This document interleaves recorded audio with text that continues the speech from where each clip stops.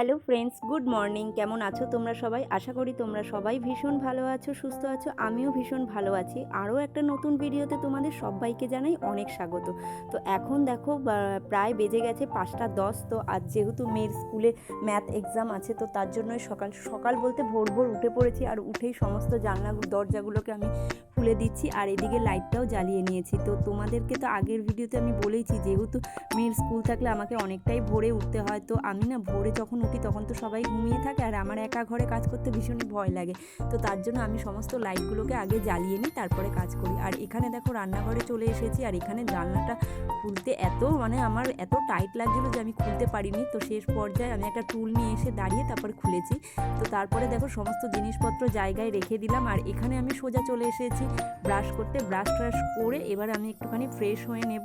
তো দেখো ফ্রেশ হয়ে আমি এখন খেয়ে নিচ্ছি হচ্ছে একটু ঠান্ডা জল। কারণ আমি না গরম জল খেতে পারি না, কারণ গরম জল খেলে আমার খুব বমি পায়। তো তার জন্য আমি ঠান্ডা জল খেয়ে নিয়েছি। আর এদিকে দেখো মেয়ের টিফিনটা রেডি হয়ে গেছে। যেহেতু স্কুলে এক্সাম চলছে, তো ওদের এর জন্য হালকা টিফিন পাঠাতে বলেছে। তো তার জন্য শুধু বিস্কুট আর একটু জল পাঠিয়ে দিলাম। আর এদিকে দেখেছো সকালবেলার ওয়েদারটাও তোমাদেরকে একটুখানি দেখিয়ে দিলাম। সবে মাত্র সূর্যের আলো ফুটেছে। আর এদিকে দেখো আমি ঘরের সমস্ত বাসি কাজগুলোকে কমপ্লিট করে নিচ্ছি, কারণ মেয়ের স্কুল যাওয়ার আগে নিচের ঘরের বাসি কাজগুলো আমি করি। তো এটা আমি প্রত্যেক দিনই করি।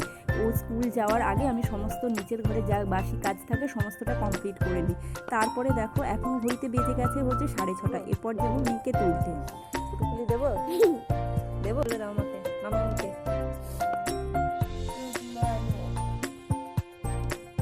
তো এরপরে ওকে আমি সোজা ব্রাশ করতে নিয়ে এসেছি। ব্রাশের মধ্যে পেস্ট লাগিয়ে ওকে আমি ব্রাশটা করতে দিয়ে গেছি। আর তাই সেই সুযোগে আমি চলে এসেছি রান্নাঘরে। এখানে চালটাকে আমি একটু মেপে আগে জলে ভিজিয়ে রাখবো, তার কারণ ভিজিয়ে রাখলে না ভাতটা হতে বেশি টাইম লাগে না। এটা আসলে গ্যাস বাঁচানোর একটা উপায়। তো তারপর দেখো মেয়ের দুধ গরম করে সোজা চলে এসেছি ওকে রেডি করতে। তো ওর চুলটাকে এখানে আমি আগে বেঁধে দেবো। আর যেহেতু সামনে ওর হেয়ার কাটিংটা ছোটো ছোটো করে করেছি, তো তার জন্য না ক্লিপটা আটকাতে বড্ড সমস্যা হচ্ছিলো। তো তারপরে যাই হোক কোনো রকম করে একটু চেপে ক্লিপ দুটোকে আটকে দিয়েছি। তো তারপরে দেখো যেহেতু ওদের এক্সাম চলছে, তো তাই জন্য ওদেরকে না 7:30টার মধ্যে স্কুলে ঢুকতে হয়। তো তার জন্য একটা তাড়াও রয়েছে। তারপরে আবার ভিডিও করছি, তো এর জন্য ভিডিও করতে গেলে না যেটা 1 ঘন্টা লাগে সেটার কাজ 2 ঘন্টা সময় লেগে যায়। তো তারপর দেখো সোজা রেডি হয়ে একদম উঠে পড়েছি, আর এখন চলে যাচ্ছি হচ্ছে সোজা স্কুলে। তো দেখো ওই যে গুটি গুটি পায়ে আমার মেয়ে হেঁটে যাচ্ছে স্কুলে। তো স্কুলে দিয়ে তারপরে সোজা চলে এসেছি কিচেনে। আর এদিকে শাশুমা চাও অলরেডি করে ফেলেছে। তো চাটা খাবো। তো তার আগে তোমাদেরকে একটা দেখাই জিনিস, যে দেখো এই যে গাছটা দেখতে পাচ্ছ না, এখানে প্রচুর গাঁদা ফুল ফুটেছে আর প্রচুর কড়িও হয়েছে। তবে ওই সাইডের গাছগুলোতে না কীরকম গাছগুলো না শুকিয়ে যাচ্ছে, আর বেশি ফুল হচ্ছে না।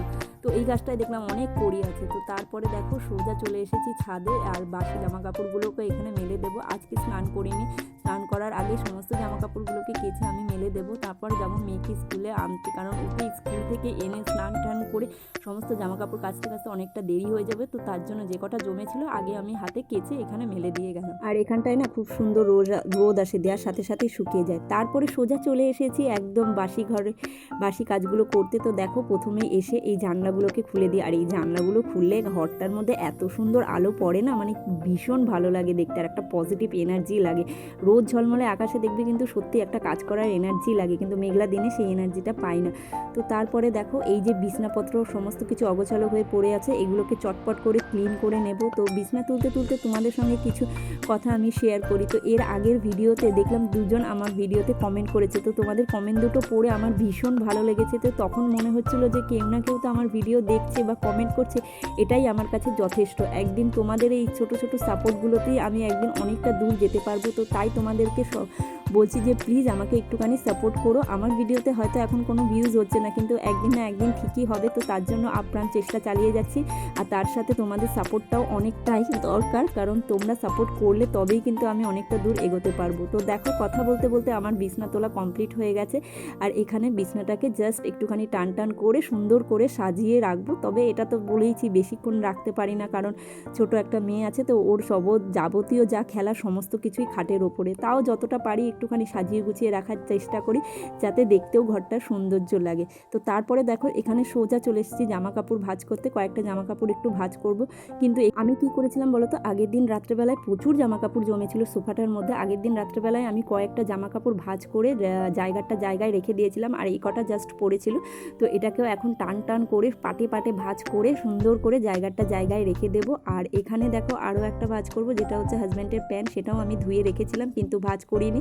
এখন জাস্ট টান টান করে ভাঁজ করে রেখে দেবো। আর ভাঁজ করার সাথে সাথে যেখানে জিনিস সেখানে রেখে দিলে না বেশ পাটে পাটেও থাকে আর আয়রনের মতনও লাগে। তো দেখো আমি আমার যে চুড়িদারটা এখানে ঢুকিয়ে রাখলাম, আর এই জায়গাটায় বেসিক্যালি আমারই সমস্ত জিনিসপত্র থাকে, কুর্তি আর চুড়িদার। আর হাজব্যান্ডেরটা আর বরের মানে মেয়েরটা আলাদা জায়গায় রাখি, প্রত্যেকেরটাই আলাদা আলাদা সেপারেট জায়গায় রাখি বলে আমার ভীষণ খুঁজে পেতে সুবিধা হয়, কোনো অগোছালো হয় না। তারপরে দেখো এখানে একটুখানি হালকা পাতলা ডাস্টিং করে নেব। তো এটা আমাকে রেগুলার বেসিসেই করতে হয়, রেগুলার বলতে একদিন অন্তর অন্তর হলেও করার চেষ্টা করি, কারণ যেহেতু রাস্তার ধারে বাড়ি তো প্রচণ্ড ধুলোর প্রবলেম হয়, আর একটা ছোট মেয়েও আছে, তো তার জন্য আমাকে সমস্তটাই ক্লিন করে রাখতে হয়। তারপরে দেখো সোজা চলে এসেছি রান্নাঘরে, আর এখানে এখন রান্না করছি হচ্ছে শালগমের তরকারি। এটাকে না আমি গ্রেটার যে মেশিনগুলো হয় সেই গ্রেটার মেশিনে গ্রেট করে নিয়েছি, আর তারপরে তার সাথে জাস্ট আমি জিরের গুঁড়োটাই অ্যাড করেছি, মানে বাঁধাকপি যেরকম রান্না করে বেসিক্যালি সেরকমভাবে রান্না করেছি, কিন্তু খেতে জাস্ট অসাম হয়েছিল। বিশেষ করে তোমরা একবার এইভাবে শালগমের তরকারিটা রান্না করে দেখো, ভীষণ ভালো লাগবে খেতে। আর তারপরে দিয়েছি গরম মশলা আর জাস্ট ঘি, দেওয়ার পরে এটাকে নামিয়ে দিচ্ছি, আর কিচ্ছু মশলা আমি এতে অ্যাড করিনি। তো খেতে ভীষণই ভালো হয়েছিল, গরম ভাতে তো অসাম লাগছিল খেতে।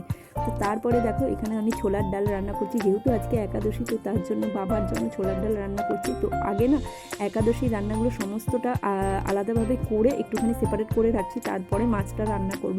না হলে মাছটা রান্না করতে গেলে না সমস্ত কিছু এঁটো কাটা নিরামিষ আমিষ মেলামেশা হয়ে যাবে, তো তার জন্য এটাকে করে আগে সেপারেট করে রেখে দিয়েছি। তারপরে দেখো এখানে আমি করছি হচ্ছে পেঁয়াজ দিয়ে এক সোমবারের ডাল। তো তোমরা পেঁয়াজ দিয়ে এক সোমবারে এরকমভাবে একটুখানি কালো জিরা ফোড়ন দিয়ে ডালটা করে দেখো, খেতে না জাস্ট অসাম লাগে, ভীষণ ভালো হয়েছে। তো তোমরা পেঁয়াজের ডাল ওরকমভাবে না করে এক সোমবারে একদিন করে দেখো, ভীষণ ভালো লাগবে খেতে। তো তারপরে দেখো হাজব্যান্ড বাজার থেকে এনেছিল আমুদি মাছ। তো আমি না এই প্রথম আমুদি মাছ রান্না করছি, এর আগে আমি কোনোদিনও করিনি, তো জানি না যে কীভাবে রান্না করতে হয়।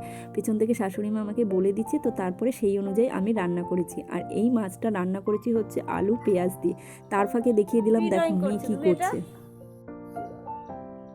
কি লিখছে?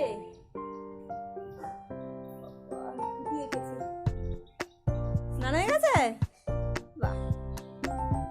তারপরে আবারও চলে এসেছি রান্নাঘরে। আগে যে মাছগুলো ভেজেছিলাম সেগুলো হচ্ছে চচ্চড়ির মতন করব, আর এই মাছগুলো ডালের সাথে ভাজা খাওয়ার জন্য। তো তারপরে দেখো তেল গরম হয়ে গিয়ে সেখানে কালো জিরে ফোড়ন দিয়ে এই আলু আর পেঁয়াজটাকে খুব ভালোভাবে ভেজে নেব। তবে এখানে কিন্তু আমি আরও সবজি অ্যাড করেছিলাম, যেহেতু মেয়ে খাবে, মেয়ে যেহেতু মানে কী বলবো এই আমুদি মাছটা খাবে না, ওর জন্য পাবদা মাছ আছে। তো আমুদি মাছ আর পাবদা মাছ আমি দুটোই একসাথে করে দিয়েছি। আজকে আর ওর জন্য আলাদা করে রান্না করার মতন টাইম আমি পাইনি, কারণ এখন ঘড়িতে প্রচুর মানে 1টা বেজে গেছে, অনেকটা দেরি হয়ে গেছে। তারপরে ও স্কুল থেকে এসছে, ওরও খাওয়া দাওয়ার একটা ব্যাপার থাকে, তো সমস্ত টাইম টেবিলটাই আমাকে মেনটেন করে চলতে হয়। তো তার জন্য আজকে আর ওর জন্য আলাদা রান্না করিনি। এটার মধ্যেই আমি পাবদা মাছও দুটো ভেজে মিশিয়ে দিয়েছি, কিন্তু খেতে কিন্তু একদমই খারাপ হয়নি, ভীষণ ভালো হয়েছে। সমস্ত সবজি দেওয়াতেও এটা খুবই ভালো হয়েছে খেতে। তো এরপরে আমি সোজা চলে গেছিলাম স্নানে। স্নান করে ওকে আমি স্নান করার আগে আমি ওকে ভাতটা মেখে রেডি করে দিয়ে গেছিলাম, ও খাচ্ছিল, আর সেই সুযোগে আমি স্নান করে নিয়েছি। তো তারপরে দেখো সোজা চলে এসেছি ঠাকুর ঘরে, আর এখন গোপালকে দিয়ে দিচ্ছি দুপুরের সেবাটা। তো আজকের ভিডিওটা আমি এখানে স্টপ করছি, ভিডিওটা আর বেশি লং করছি না, তাহলে হয়তো তোমাদের দেখতে ভালো নাও লাগতে পারে। তো অবশ্যই তোমাদের এই ভিডিওটা কেমন লাগলো সেটা কমেন্ট করে জানিও, আর তোমাদের কমেন্টগুলো আমার পড়তে ভীষণই ভালো লাগে। আর এই দেখো সাজুগুজু করে আমার গোপালকে কেমন লাগছে তোমরা জানিও। তো চলো এখনকার মতো তোমাদের জানাই টাটা।